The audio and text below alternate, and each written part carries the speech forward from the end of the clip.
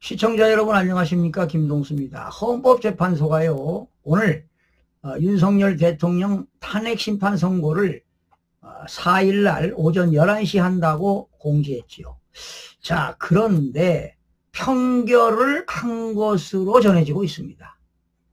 헌법재판소 내부에서는요, 윤석열 대통령 파면 여부에 대한 사실상 결론이 내려진 것으로 보인다고 조선일보가 밝혔는데요.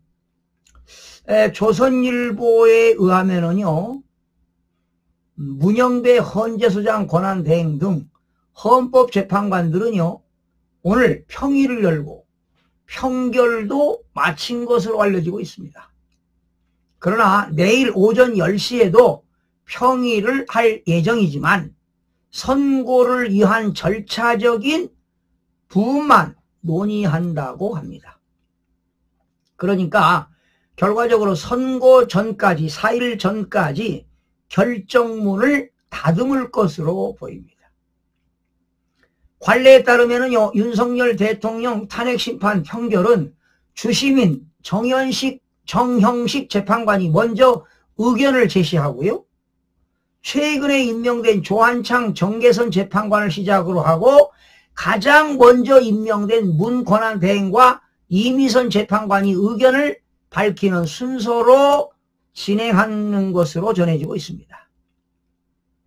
결정문은 탄핵소추 인용이냐, 즉 기각이냐, 각하 등 미리 준비된 원고를 바탕으로 최종 문구를 점검하고 재판관 8명이 모두 서명한 후에 최종 확정된다고 합니다. 그러니까 제가 봐도 지금 평결을 하고 파면일 때, 기각일 때, 각하일 때의 최종 문구를 점검하는 것으로 알고 있으면 되겠네요. 자, 재판관들은 오는 4일 오전 11시에 맞춰서 심판정에 입장할 것으로 보이는데요. 문 권한대행이 가운데 앉고 취임한 순서대로 입장을 하게 됩니다. 결정문은요, 문 대행이 지금부터 선고를 시작하겠다고 하고 사건 번호와 사건명을 말한 후에 있게 됩니다. 만약 재판관 전원 일치 의견이면 재판장이 이후 요지를 먼저 설명하고 마지막에 주문을 읽을 것으로 전망이 됩니다. 지난달 24일 선고된 한덕수 국무총리 탄핵심판의 경우는 전원 일치가 아니었는데도 이 사건 심판 청구를 기각한다는 주문을 먼저 읽고 법정 의견에 다수 의견과 그리고 정계선의 소수 의견을 낸 재판관 수를 밝히는 순서로 진행을 했지요. 자, 아까도 설명드렸듯이 절차적 쟁점, 그리고 실체적 정점에 대한 판단, 그리고 피청구인 윤석열 대통령을 파면할 정도로 중대한 위헌적이고 위법한 사유가 있는지가 포함도 됩니다. 만약 절차적 문제를 이유로 각하한다면 실체적 쟁점이나 위헌, 위법의 중대성은 포함되지 않을 수도 있다고 합니다. 다수 의견이 아닌 반대 의견이나 다수 의견에 동의하되 추가적으로 밝히는 별개 보충 의견이 있을 수도 있다고 하는데요. 자, 문영배 대행이 결정문을 읽기 전에 재판관들의 소회를 밝힐 수도 있다고 합니다. 박 전 대통령 탄핵심판 때도 이정미 헌재소장 권한대행은 판단과 결정 이유를 고지하기에 앞서 헌법은 대통령을 포함한 모든 국가기관의 존리 근거이고 국민은 그러한 헌법을 만들어내는 힘의 원천이라며 재판부는 이 점을 깊이 인식하면서 역사의 법정 앞에 서게 된 당사자의 심정으로 선고에 임하려 한다고 했습니다. 자, 윤석열 대통령은 헌재가 탄핵심판을 인용하면 파면이 되겠지요. 그렇다면은 6월 3일 날 대통령 선거가 이루어지겠죠. 또는 기각 또는 각하가 되면은 직무에 바로 복귀하게 됩니다.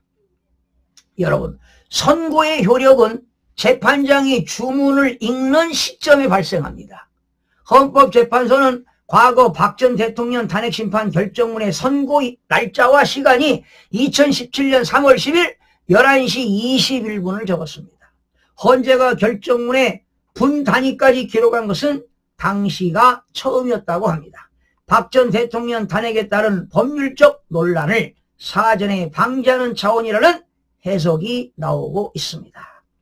기각이 됐던 2004년 5월 14일 노무현 전 대통령 탄핵 심판 선고는 윤영철 당시 헌재수장이 결정문을 다 읽는데 25분이 걸렸습니다.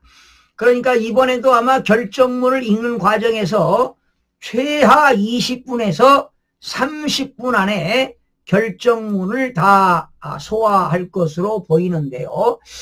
자, 지금 이제 판결이 끝났다라는 것 아니겠습니까? 그런데 남은 2일, 3일 이틀 동안에 인용이 되는 경우, 각하가 되는 경우, 기각이 되는 경우에 그런 결정문을 디테일하게 작성하지 않았나, 작성할 것이 아닌가 이런 생각이 들어가는데요. 지금 대통령실에서는요, 차분하게 4일날 11시에 헌재 결정을 기다리겠다는 그러한 심정이고요. 지금 더불어민주당에서는 어떤 발언이, 어떤 내용을 내놓고 있지 않는데요. 아마도, 더불어민주당의 이재명 대표는 문영배로부터 어떤 언지를 받았는지도 모르겠습니다. 지금 문영배는요, 얼마 전에 사적으로 전화를 교환했다고 하지요. 그리고 외부하고 전화가 다 차단시켰다고 하는데, 여러분 보세요. 지금 더불어민주당, 제 개인 사견입니다. 더불어민주당에서 마은혁이를 임명하라고 안 하면 쌍탄핵을 하겠다 강력하게 외쳤거든요. 그러면 5대3이라고 한다면 마은혁을 임명하면 6대3으로 인용이 가능하니까 그렇게 외쳤는데, 지금은 5대3이 아니라 4대4가 되지 않을까, 이런 분위기가 아니냐. 섣부른 예단 같지만은 인용은 넷, 기각이 3, 각하가 하나, 이렇게 4대4가 되니까 마은혁이를 임명해서 헌재에 투입한다 하더라도 그렇게 되면은 5대4가 되는 거 아니냐, 5대4가. 그래도 인용이 안 되기 때문에 문영배가 체념을 하지 않았나, 이런 생각이 들어갑니다. 그리고 관례를 보게 되면은요, 퇴임하기 일주일 전부터 출근을 하지 않고요, 그 전에 또 재판관들하고 또 헌법 연구관들하고 이런 회식도 한다고 그래요. 퇴임 환영, 퇴임 만찬을 한다, 임식을 한다는 거 아니겠습니까?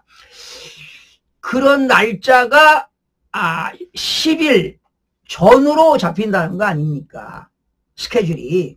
그렇다면 4월 4일밖에는 없다, 이런 얘기입니다. 그래서 오늘 평결을 마친 것으로 본다는 것은 윤 대통령의 탄핵 심판이 사실상 결론이 끝난 겁니다. 결론이 끝났고 이제 4일날 사인한 후에 결정문이 확정될 것으로 보고, 내일 10시에도 평의가 열린다는 것은 내일하고 2일하고 3일날 각하, 인용, 그리고 기각에 대한 결정문만 확정, 수정, 보완하지 않을까, 이런 예상이 들어갑니다. 그래도 우리 보수 세력들은 긴장의 끈을 놓지 말고 윤석열 대통령이 기각이 돼서 복귀하는 그 순간까지 그래도 긴장의 끈을 놓지 않고 지켜와야 할 것으로 보입니다. 하는데 대통령실은 지금 차분하게 헌재 결정을 기다린다는 것인데요. 내일 아마도 더불어민주당의 이재명 대표가 최고회의에서 어떤 입장문을 내놓을지 모르겠습니다. 그러나 여러분, 지금 4월 4일날 11시에 선고가 되면 여야 모두가 어떻게 해야 되겠습니까? 모두가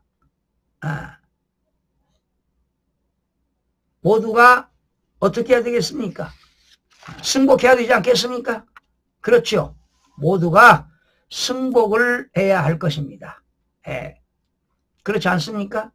예. 탄핵심판 선고에 여야 모두가 승복을 선언하고, 예. 그리고 윤석열 대통령이 복귀해서 국정 운영이 안정적으로 운영되기를 기대해 봅니다. 그러나 가장 중요한 것은 부정선거 진실을 규명해야 된다는 것을 강력하게 외치고 싶습니다. 네.